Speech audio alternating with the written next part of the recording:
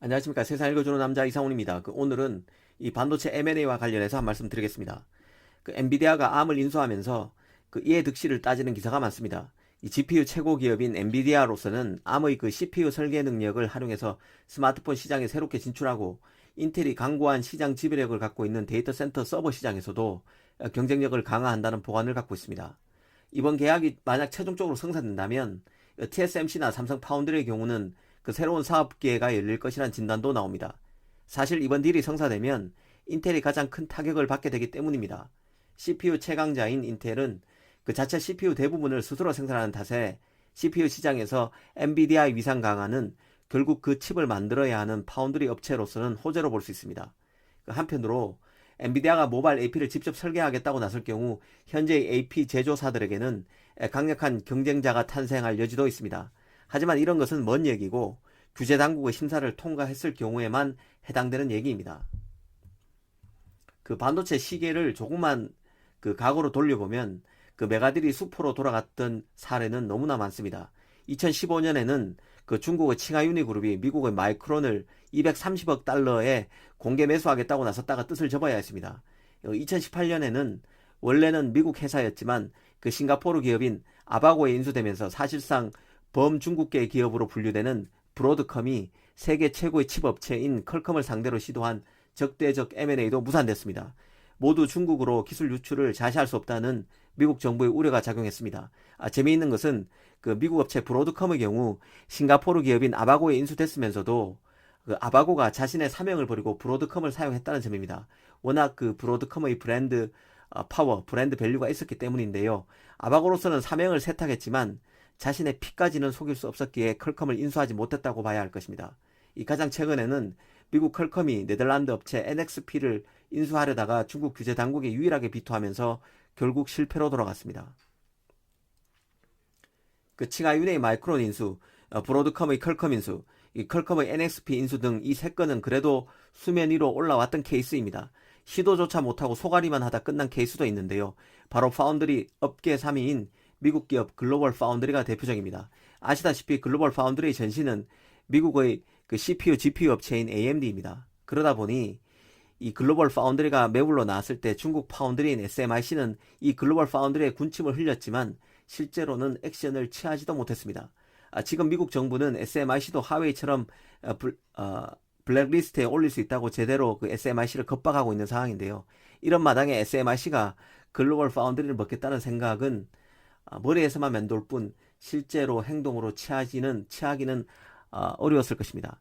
우리가 엔비디아가 ARM을 인수했을 때 의미를 따져보고 그 영향을 예상해 보는 것은 굉장히 중요합니다. 하지만 한편으로 이런 M&A도 결국 사람이 하는 것입니다. 기술 관점에서만 봐서는 안 된다는 뜻인데요. 중국 입장에서 ARM은 미국에 가까운 나무 편에 있는 기업입니다. 엔비디아는 당연히 미국 기업이라 나무 편이죠. 나무 편끼리 우방국끼리 하는 M&A가 중국 입장에서 달가올 리 없습니다. 일전 방송에서도 말씀드린 대로 ARM은 영국 기업임에도 그간 미국 정부 입김에 눌려서 최신 CPU IP를 하웨이에 공급하지 않았습니다. ARM 입장에서는 미국 원천 기술을 쓰고 있는 만큼 미국 정부의 압박에 어쩔 수 없었을 것입니다. 그래도 중국으로서는 ARM이 미울 수밖에 없습니다. 더구나 ARM 차이나 경영을 두고도 소프트뱅크와 한바탕 했던 게 바로 중국입니다. 이미 ARM은 중국에 미운 털이 단단히 박힌 기업입니다. 엔비디아는 이런 구원은 없지만 어쨌든 미국 기업이죠.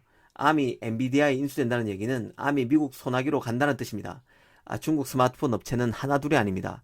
ARM이 미국 기업이 되면 미국 정부가 지금 하웨이에 하는 것처럼 샤오미, 오보, 비포에 하지 말라는 법이 없습니다.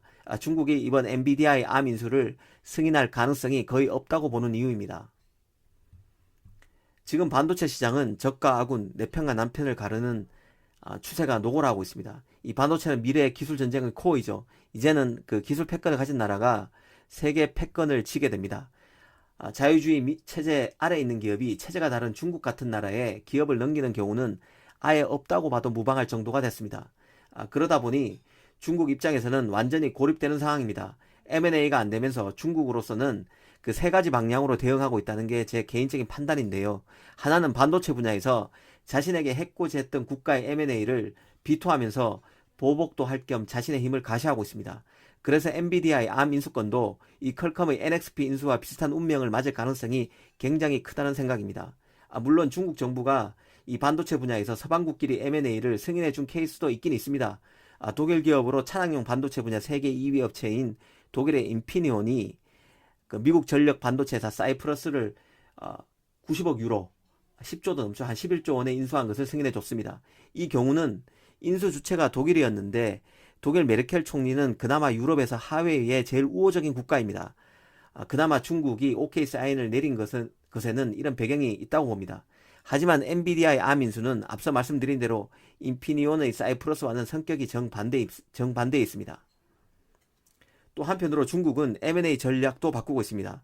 해외에 잘 알려진 중국 업체가 아니라 덜 알려진 중국 업체를 통해서 해외 업체 인수에 나서고 있고, 또 한편으로는 미국 외풍을 덜 타는 유럽 기업에 대한 관심도 커지고 있습니다. 그리고 큰 기업이 아니라 작은 기업을 인수하는 데 주력하고 있습니다. 그래야 다른 국가로부터의 반독점 심사를 피할 수 있죠. 가령 중국 업체 윈테크에 인수된 네덜란드 업체 넥스페리아, 칭하유니가 사들인 프랑스 기업 랭상스 등이 그런 예입니다. 한마디로 큰 기업에 대한 인수 시도로 떠들썩한 행보 대신 철저히 로키로 가고 있습니다. 특정 분야의 신기술 확보에 주력하는 것입니다. 마지막으로 중국은 M&A보다는 최고의 S급 인재를 포섭하는 쪽으로 가고 있습니다. 돈으로 최고의 엔지니어를 유혹하고 있다는 뜻인데요. 앞으로 최고의 반도체 기업들이 마주할 중요한 과제 중 하나는 중국의 입질로부터, 중국의 유혹으로부터 자사가 확보한 최고의 인재를 지키는 일이 되지 않을까 싶습니다. 이제 반도체는 기업 인수가 쉽지 않은 업종이 됐습니다. 국적이 중요해졌고 보호주의 속에 기술 패권 경쟁도 심해지면서 각국 정부 간 코드도 맞아야 합니다. 그만큼 그 반도체를 놓고 국가 간 수싸움이 치열하다는 뜻입니다. 이제 반도체 산업을 이해하려면 국제정치의 역학구도를 모르고서는 이해할 수 없는 상황으로 점점 가고 있습니다. 감사합니다.